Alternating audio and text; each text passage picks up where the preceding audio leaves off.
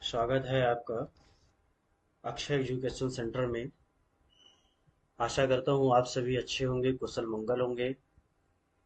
और मेरी दुआ यही रहेगी, आप सभी लोग अच्छे से पढ़ें, आगे बढ़ें।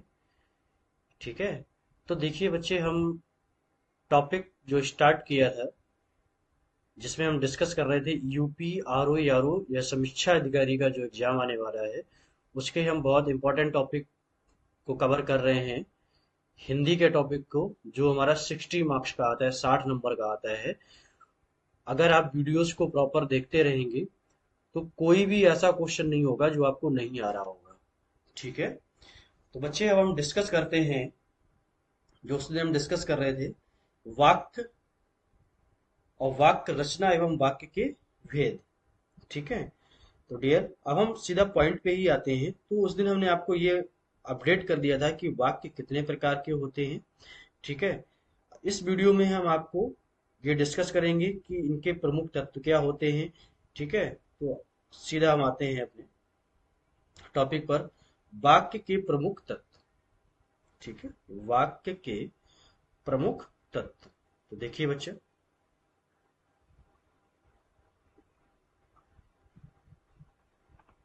वाक्य के प्रमुख तत्व। अब देखिए बेटा, वाक्य के प्रमुख तत्व की जो अगर हम बात करें, तो मैंने आपको सबसे पहले ये बताया था। एक इसमें इम्पोर्टेंट चीज ये है कि पॉइंट टू पॉइंट हम आपको क्लियर कराएंगे। ठीक है ना। तो आपके जो भी डाउट्स होंगे वो क्लियर होते जाएंगे। ठीक है। तो देखिए बच्चे, योग्यता। तो सबसे पहले एक वाक्य का प्रमुख तत्व में जो आता है नंबर 1 पर, योग्यता। अब बच्चे, अगर हम योग्यता की बात करें तो योग्यता क्या है। अब देखिए, हम लोग बहुत आसानी से ये चीज जानते हैं। योग्यता जो भी हम लोग डिस्कशन करते हैं, हमारे अंदर क्या मतलब क्वालिफिकेशन है, क्या एजुकेशन है। तो योग्यता से अभिप्राय ये है कि आप आपस में कैसे वार्तालाप करते हैं, लोगों से कैसे अपने विचारों को रखते हैं, आपस में कैसे एक सटीकता को बैठाते हैं। तो ये होती हमारी योग्यता। ठीक है। फॉर द एग्जाम्पल, अब एक एजुकेटिव पर्सन है यहाँ पर, ये एजुकेटिव पर्सन है। आर्ट इतना बच्चे अच्छा नहीं है, तो आप मान लीजिएगा जैसे आप मैथ में मानते हैं। और ये जो है अनएजुकेटेड है। ठीक है ना। अब बच्चे क्या है कि अगर ये जब बात करेगा, तो इसकी बात में और इसकी बात में डिफरेंस होगा। डिफरेंस किस चीज का होता है? वो हमारी योग्यता का डिफरेंस होता है। किसका डिफरेंस होता है? तो बहुत कन्वर्सेशन, जो कन्वर्सेशन होगी दोनों की, उसमें एक मैन डिफरेंट जो होता है वो होता है योग्यता, मतलब शिक्षा का। ठीक है। तो शब्दों का अगर हम तत्व देखें, तो शब्दों के तत्वों में ये बहुत ज्यादा इंपॉर्टेंट रहता है कि योग्यता के आधार पे हम वाक्यों को कैसे रचित करते हैं। जैसे आपने कहा, राम जंगल में भ्रमण कर रहे हैं। अब जिसको, ये वही कह सकता है, वाक्य को सही क्रमबद्ध में वही ला सकता है जिसके अंदर योग्यता होगी। जिसके अंदर योग्यता होगी, और जिसके अंदर योग्यता नहीं होगी, तो वो क्या कहेगा? राम जंगल गया था, या गया, मतलब ऐसी लैंग्वेज का यूज करेंगे जो एजुकेटिव जो पर्सन्स हैं वो इस चीज को नहीं समझ पाएंगे। तो ये हो गया योग्यता। दूसरा होता है आकांक्षा। दूसरा जो इसमें कॉन्सेप्ट होता है, आकांक्षा। ठीक है। अब देखिए बच्चे, आकांक्षा। तो देखिए, आकांक्षा क्या होता है? हमारी जो भावनाएं होती हैं। ठीक है। आकांक्षा का अर्थ होता है हमारी जो भावनाएं होती हैं, जो हमारी इच्छा होती है। ठीक है ना। ऐसे वाक्यों में जिसमें हम अपनी इच्छा को और अपनी भावनाओं को, ठीक है ना, इसकी डेफिनेशन को भी हम सिंपल वे में कह सकते हैं कि ऐसे वाक्य जिसमें हम अपनी भावनाओं व इच्छाओं को इच्छाओं को इच्छाओं को प्रकट करते हैं। तो ये हमारा हो गया आकांक्षा, ठीक है ना। दूसरा हमारा आता है सेकंड, सॉरी थर्ड पार्ट जो हमारा होगा बच्चे, थर्ड पॉइंट क्या हो जाएगा, थर्ड पॉइंट आता आसक्ति। क्या मैंने बताया था आपको, आसक्ति, आसक्ति। अब बच्चे देखिए आसक्ति क्या होता है, बहुत सिंपल है। आसक्ति मतलब ये है कि जब हम किसी वाक्य में, जब हम किसी वाक्य में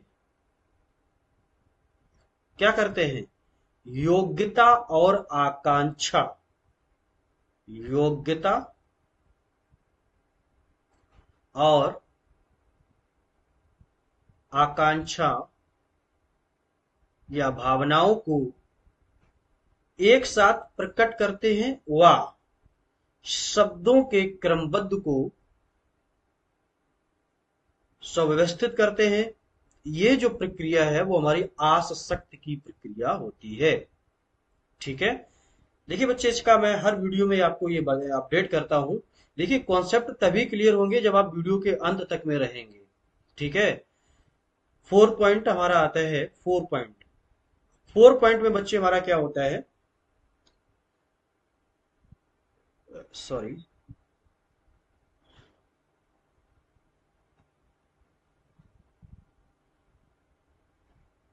साधारणता। अब देखिए साधारणता में क्या होता है कि वाक्य का कुछ अर्थ अवश्य होता है।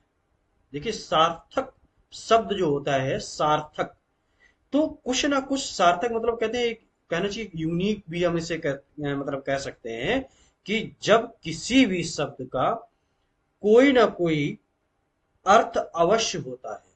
जैसे फॉर द एग्जाम्पल पान वान, सॉरी यहां पर पान वान खाओगे, खाओगे। सेकंड और क्या ले सकते हैं, अब पान जो हो गया ये तो हमारा सार्थक हो गया, पान वान खाओगे, खाना पीना खा लिया, तो पान हो गया ये तो बच्चे हमारा क्या हो गया, सार्थक हो गया, ठीक है। अब वान जो हो गया, यहां पर क्या हो गया, निरर्थक शब्द का भी यूज किया गया। तो सार्थकता जो होती है वो एक हमारे सार्थक शब्द से ही ली जाती है, ठीक है। अब हम बात करते हैं सेकंड ऑप्शंस की। सेकंड टॉपिक क्या रहेगा आपका, वाक्य के भेद। कोर्स हम बहुत जल्दी जल्दी आपका कराएंगे, ठीक है ना, तो आप बिल्कुल निश्चिंत रहें, सभी टॉपिक्स आपके होंगे, ठीक है। अब हम बात करते हैं बच्चे वाक्य के भेद, ठीक है, वाक्य के भेद।